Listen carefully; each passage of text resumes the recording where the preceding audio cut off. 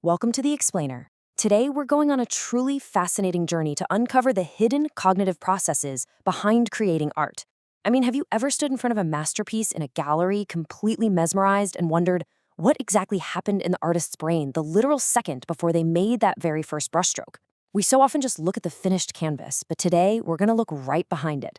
We're going to explore the invisible internal mechanics of the artistic mind. And let me tell you, it's a space filled with tension, struggle, and rapid-fire decisions that most of us never, ever get to see. Okay, let's dive into this. Here's our roadmap for peeling the onion today. 1. The myth of talent. 2. Seeking the invisible engine. 3. Da Vinci's mental project. 4. The mind-body struggle. And 5. The finished artwork illusion. Section 1. The myth of talent. So what makes an artist make art? This is kind of where society usually stops its analysis, isn't it? We see a brilliant painting and we simply say, wow, they're just so talented. But what really pushes an artist to create in the first place? It's a deceptively simple question. Take a second and really think about it. I want to challenge you right now to look entirely past the finished masterpiece hanging in a museum, because asking this question opens up a multitude of layers about the human mind. It demands that we ask what is actually pushing the artist to create in that specific fleeting moment. Now, what's really interesting about this slide is how it fundamentally reframes our understanding of creativity. We usually think of talent as the driving force, but there's a brilliant distinction here. Talent is merely a condition. It's a prerequisite, sure, but it is not the engine. It's not the active motivation pushing toward making art. Think about it like this. Having a functioning car is a condition for driving, but the engine firing on all cylinders, that's the precondition that actually moves you forward. So what exactly is that engine? Section 2, Seeking the Invisible Engine. Let's clearly define what we're looking for here. Preconditions are the invisible mechanisms guiding the hand, the eye, and the mind of the artist. They exist entirely behind the visible result. When an artist traces a line, what exactly are they pursuing? Is it what they see? Is it what they imagine? Or maybe some overlapping of the two? We're asking highly operational, almost mechanical questions about the human mind here. Honestly, it's a lot like what developers do today when they're building AI image generators. But, not everyone thinks we should be digging around in the brain's engine room. Analyzing these hidden preconditions faces some massive pushback. Some philosophers accuse this kind of metaphysical digging of being just a pointless language game. Thinkers like Nietzsche, who famously called Immanuel Kant the philosopher of backdoors, really feared that trying to analyze and judge the creative act actually ruins it. They argued that art should be this act of free living and feeling, and by dissecting it, we completely disturb the spontaneous magic of creation. Section 3, Da Vinci's mental project. Despite Nietzsche's warnings, let's keep digging into how artists actually process this internal vision. We have to look at the historical heavyweights. Leonardo da Vinci actually simplified this massive cognitive operation into what he called the mental project.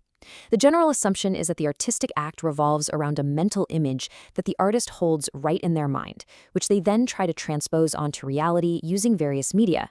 So the mental project directs the act. But as our source material warns us, the reality is far, far messier than just hitting download and transferring a perfect image from the brain directly onto the paper. Think about the last time you, or maybe a beginner tried to draw a simple eye, or a mouth, or even just a tree. We quickly realize drawing is not a fixed science. You don't just say, oh, I know what an eye looks like, and instantly draw it perfectly on the first try. It's this continuous engagement between your interior vision and the exterior reality. It's literally layers upon layers of continuous adjustments, and a constant, and let's be honest, somewhat frustrating, search for the right lines. The mind's image never stays fixed. It's modifying in real time. Section 4, the mind-body struggle. And this brilliantly illustrates the core conflict of creating art. On one side, you have the pure, directing vision of the mind, what we might call the Apollonian ideal of perfect order. On the exact opposite side, you have the messy, physical reality of the hand, the Dionysian struggle of chaos and physical limitation. Creating art is absolutely not a one-way street where a commanding mind simply dictates orders to an obedient body. No way. It is a continuous, exhausting wrestling match between the two. There's this quote from the source text that is just incredibly profound. The mind already knows how to draw. The difficulty lies in educating the body. Think about that. Your brain already has the perfect vision of that tree or that face.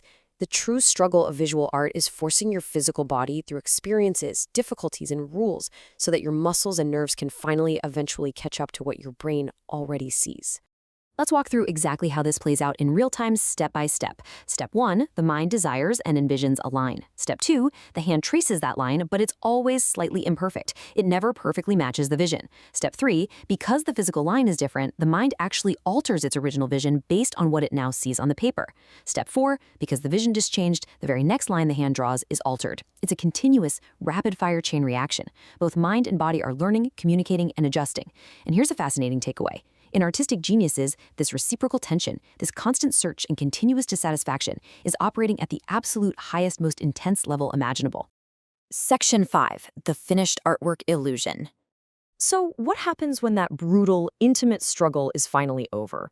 Well, once the final brushstroke is laid and the artwork leaves the studio to enter society, it enters what is called the realm of alterarity, meaning the realm of others. The literal second a piece of art goes on a gallery wall, it completely detaches from the artist's personal internal tension. It becomes its own independent thing. From that moment on, it's judged entirely by the historical, institutional, and societal values of the audience, rather than the invisible engine that originally created it. Let's move to the philosopher Martin Heidegger and see how this builds beautifully.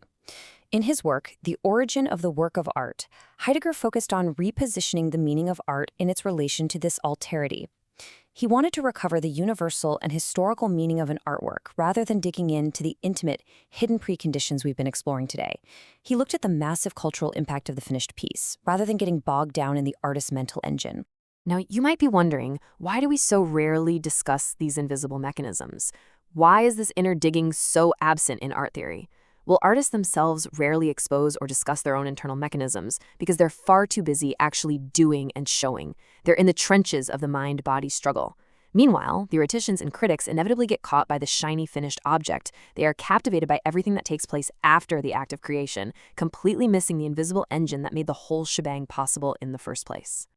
Which leaves us with this final, incredibly provocative thought. If we only ever studied the finished masterpiece hanging quietly on a wall, what profound truths are we missing about the human mind? The next time you look at a piece of visual art, I hope you don't just see a beautiful image. I hope you see the remnants of a fierce, real-time battle between a visionary mind and an imperfect body. Thank you so much for joining me on this explainer.